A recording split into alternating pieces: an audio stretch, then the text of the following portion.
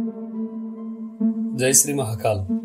भगवान सांब सदाशिव के परम उपासक शिव भक्तों की कथाओं में अगली कथा है महान शिव भक्त हरिकेश यक्ष दंडपाणी की। प्राचीन काल में रतनभद्र नाम से प्रसिद्ध एक धर्मात्मा यक्ष गंधमादन पर्वत पर रहता था।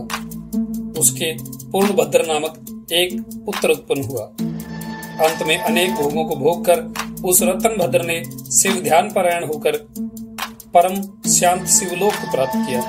पिता के शिवलोक चले जाने पर पूर्णभद्र ने संतानहीन होने से अपनी भार्या कनक कुंडला नाम की यक्षिणी से कहा कि प्रिय, मुझे पुत्र के बिना ये राज्य और महल आदि सब शून्य ही दिखाई देता है। पूर्णभद्र की पत्नी कनक कुंडला बोली, प्राणनाथ, आप ज्ञानवान होकर पुत्र के लिए खेद क्यों करते हैं? यदि यही इच्छा है तो पुत्र मिलने का उपाय और प्रयास करिए। इस जगत में प्रयास करने वाले लोगों को क्या दुर्लभ है। जो प्राणी प्रारब्ध के भरोसे रहता है वो नितांत कापुरुष है, क्योंकि अपना किया हुआ कर्म ही प्रारब्ध है और कुछ नहीं। इस कारण प्रतिकूल प्रारब्ध को शांत करने के लिए समस्त कारणों के भी कारण स्वरूप भगवान महेश्वर की शरण में जाना चाहिए। उनके अनुग्रह से पुत्र, धन, महल, हाथी घोड़े, सुख, स्वर्ग, मोक्ष ये सब अनायास ही प्राप्त हो जाते हैं। सभी मनोरथ, आठों सिद्धियां शिव की कृपा होने पर सामने खड़ी रहती हैं, इसमें कोई संदेह नहीं है।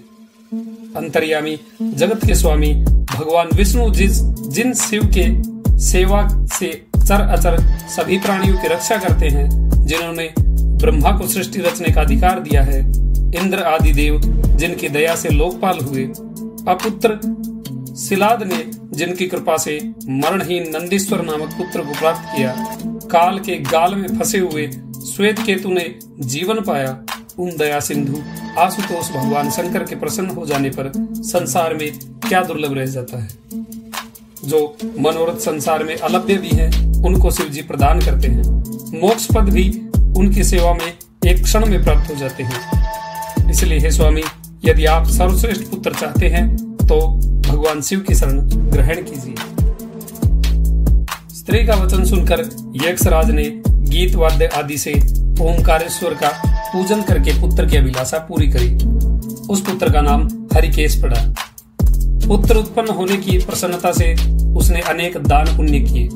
जब हरिकेश 8 वर्ष का हुआ, तभी से वो खेल में बालू का शिवलिंग बनाकर तिनके और दुर्वा से उसका पूजन करता था। अपने साथियों को शिव नाम से ही पुकारता था। वो दिन रात हे चंद्रशेखर, हे भूतेश, हे मृत्युंजय, हे मृड, हे ईश्वर, हे नीलकंठ, हे पिनाकपाणी आदि पवित्र नामों का उच्चारण करता रहता था और मित्रों को प्रेम करता हुआ बार बार इन्हीं नामों से अपने मित्रों को पुकारता था। उसके कान शिव के नाम के अतिरिक्त अन्य किसी नाम को ग्रहण नहीं करते थे। वो शिव मंदिर को छोड़कर किसी अन्य जगह नहीं जाता था। उसके नेत्र शिव के अतिरिक्त और कुछ देखने की इच्छा ही नहीं रखते थे। उसकी रसना सदा शिव नाम के अमृत का पान किया करती थी। उसकी नासिका महादेव जी के चरणार बिंदु की सुगंध के अतिरिक्त दूसरी कोई गंध नहीं ग्रहण करना चाहती थी। उसके हाथ शिव सेवा करने में लगे रहते थे। उसका मन शिव ध्यान परायण था। उसने अपनी बुद्धि शिव को समर्पण कर दी थी। वो जल आदि भी शिवार्पण किए बिना नहीं ग्रहण करता था। स्वप्न में भी भगवान शिव को ही देखा करता था। हरिकेश की ये दशा देखकर उसके पिता ने उसे गृह कार्य में लगाने की अनेक चेष्टाएं की। बहुत सारा प्रयास किया, किंतु उस पर कुछ भी असर नहीं हुआ।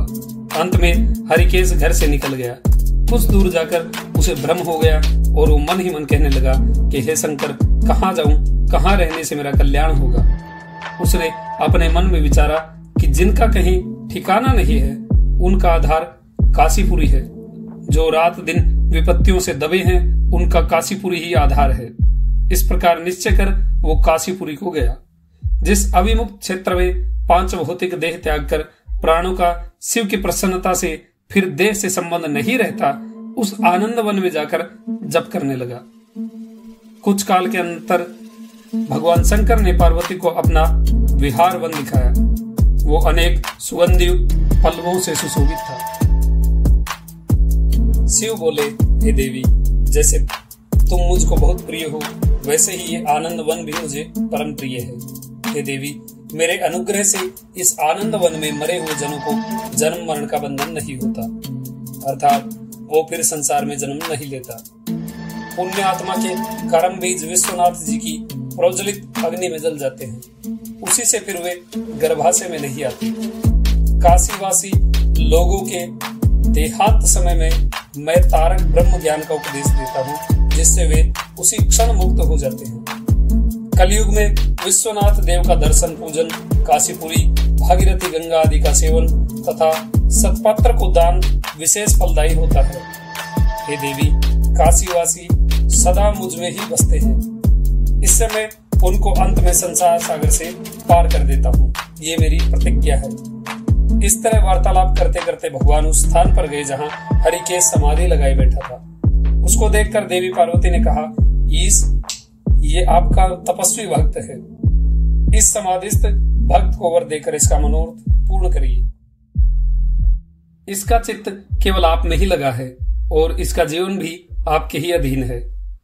दयाद्र हृदय महादेव जी उसके पास गए और उन्होंने समाधि में स्थित उस हरिकेश को हाथ से स्पर्श किया। दया सिंधु का स्पर्श पाकर उस यक्ष ने आंखें खोलकर अपने सम्मुख प्रत्यक्ष अपने अभिष्ट, अपने आराध्य देव को देखा। गदगद स्वर में यक्ष ने कहा कि हे शंभो, हे पार्वती पते, हे शंकर, आपकी जय हो। हे कृपालु, आपके कर कमलों का स्पर्श पाकर मेरा ये शरीर अमृत स्वरूप हो गया। इस प्रकार हरिकेश ने बहुत सी स्तुति करी। प्रिय वचन सुनकर आशुतोष भगवान बोले, हे यक्ष, तुम इसी क्षण मेरे वर से मेरे क्षेत्र के दंडनायक हो जाओ।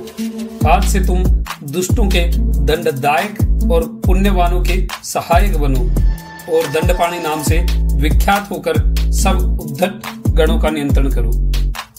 मनुष्यों में सत्य, अर्थ नाम वाले संभ्रम और उद्भ्रम, ये दोनों गण सदा तुम्हारे साथ रहेंगे। तुम काशीवासी जनों के अन्नदाता, प्राणदाता, ज्ञानदाता हो और मेरे मुख से निकले तारक मंत्र के उपदेश से मोक्षदाता होकर नियमित रूप से काशी में निवास करो।